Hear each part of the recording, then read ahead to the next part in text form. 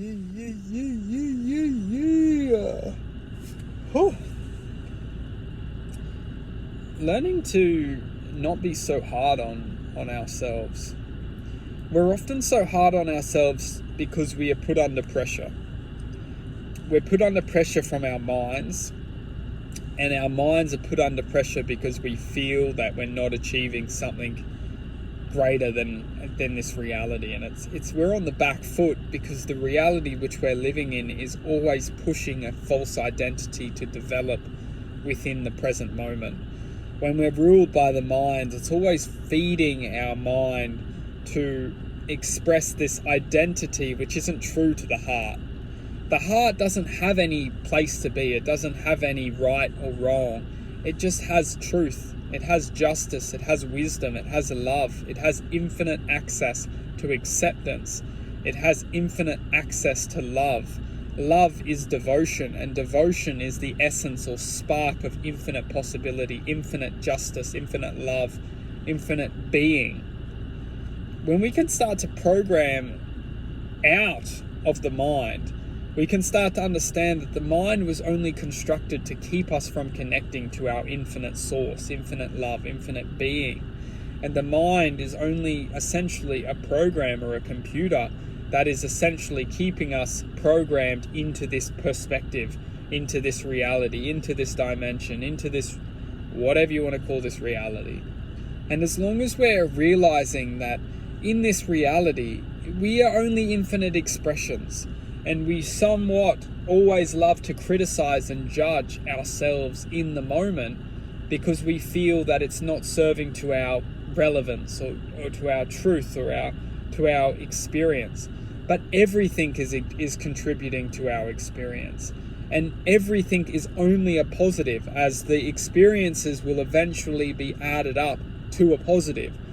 No matter how negative we feel the experiences are, the truth is that eventually the calculation adds to a positive, as every experience in this world is calculating into justice. And as long as we're resonating with the truth of the heart, we will form justice into this paradigm or into this world that we are so-called existing by, as the expression of our hearts is a positive expression. And even though the world around us might look like a negative, that we're doing damage while being here. We're doing damage to the world around us because damage isn't a negative vibration. Damage is truth, and truth will eventually form into justice, and justice will be served. We think damage is a negative thing, but damage is only positive, because damage itself is only the construction of experience. And via expressing the justice of experience or allowing things to happen, things will harmonize into truth.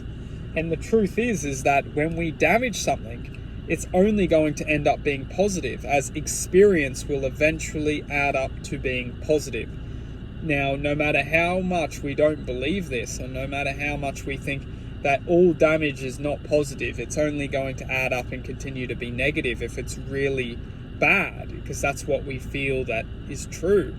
Well, eventually the justice will be served, and this is done through the magnetical field of existence itself, that the harmonization of evil and truth will only eventually be taken into account, into accountability. And truth, wisdom, love, positivity, joy are all expressions of love. And hatred, evil, jealousy, toxicity, narcissistic, vibrational, lower realms of understanding and expressions are always just trying to image or trying to create a false reflection against these higher states of being. So no matter what happens in the middle of it, the true essence of our originality will always elevate back to its source. So that's why nothing will stay negative for a long period of time, because we'll always be given the choice, or always be given the shift to jump out of the attachment and welcome ourselves back into the enlightenment of our true originality. Nothing will stay negative for a long period of time if we can connect back to our true originality.